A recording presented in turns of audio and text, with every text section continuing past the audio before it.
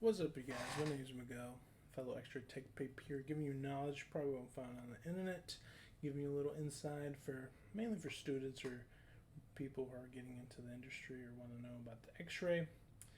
So you have morning portables if you're going to be doing graveyard. Once again, this is all based on your facility. I'm in a trauma 3. Certain hospitals, bigger hospitals, you'll of course have more ports, less ports. All depends on the current situation or pandemic wise. I was told prior to arriving to my job that, especially during flu season, during like prime COVID, there was a lot of portables that would be done. I mean, for those who don't know, morning ports are kind of all you have to go all over the hospital, from like the ICU to the surgery to a bunch of other or NICU, a bunch of other departments outside of the ER or the radiology place to take X-rays that they order on patients. Most of the time, it's just usually chest X-ray, one view. From time to time, they'll put um, two views, so you have to bring them down, or also KUBs is another one that I've seen they'll do. But for the most part, it is just chest X-rays.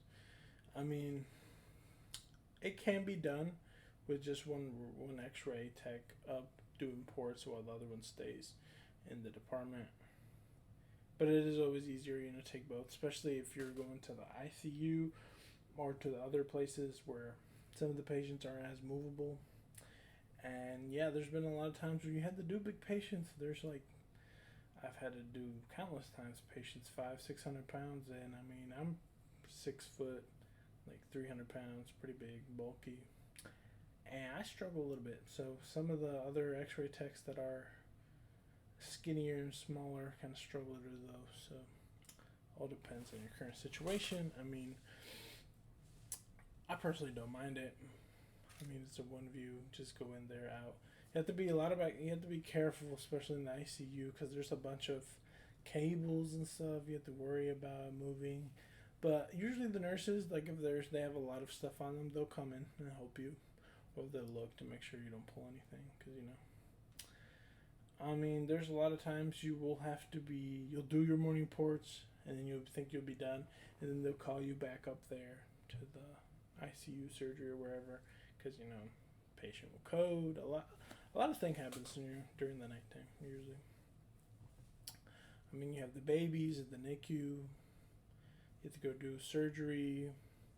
Usually the doctors like it before the surgeons whatever get there. They want to see their X-rays, so usually that one's done early in the morning. And then once again, everything's based on your department. Some places, certain docs will get there earlier.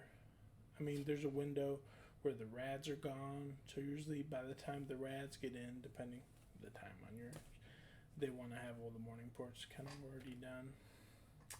And let's see what else. Certain places or locations in the hospital, they'll want their ports done at a certain time, or they will call you to when you have to go, or if it's stat, or if it's true stat. It all based on your department, which, once again, can't really say. Can only speak of mine. What else? I mean, what we usually do is we'll have a list and we'll preload everything on our packs, little portable X-ray unit. We'll load all the exams. We'll take a little piece of paper, or we also have on our phone. We have special like phones for the hospital that shows all the patients and all that. That comes handy. And then we have a little portable like phone, well, kind of walkie-talkie phone thing. So if they call, which most of the time we're always in the ER, we can link up and they'll say, because the ER is always, I'm pretty sure for any department, the ER is always priority unless there's some kind of stat on the floor. But for the most part, usually the ER is priority compared to all the other places. I mean,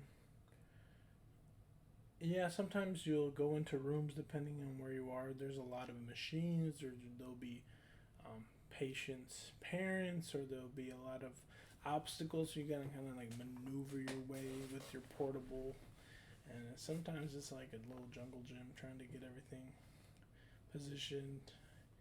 And yeah, I mean, yeah, it kind of pisses off a bunch of patients. You'll be coming in there sometimes 3 a.m., sometimes 1 a.m., sometimes 5 a.m. Like, everyone's, for the most part, everyone's asleep. I think on mine, there's maybe like one or two patients who are always awake. But like, yeah, most of the time, they're always asleep. They're always mad, or sometimes they'll just be asleep and you have to wake them up. Sometimes they're hard sleepers, don't hear our little jiggle jiggle noise with our little portable and stuff. So, yeah, a lot of patients, babies, waking them up and making them mad. But you know, it's part of the job. You know, gotta do it. I mean, let's see what else. Sometimes you gotta be careful on the orders. You gotta look because sometimes they'll double order because some of them are automatic scheduled and they'll accidentally order two, or there's a certain window, or if they need contrast giving for the KVs or whatever that has to be done. There's different things that, once again, in your apartment, you get to see. And yeah, I think that's about it. Yeah. See you in the next one.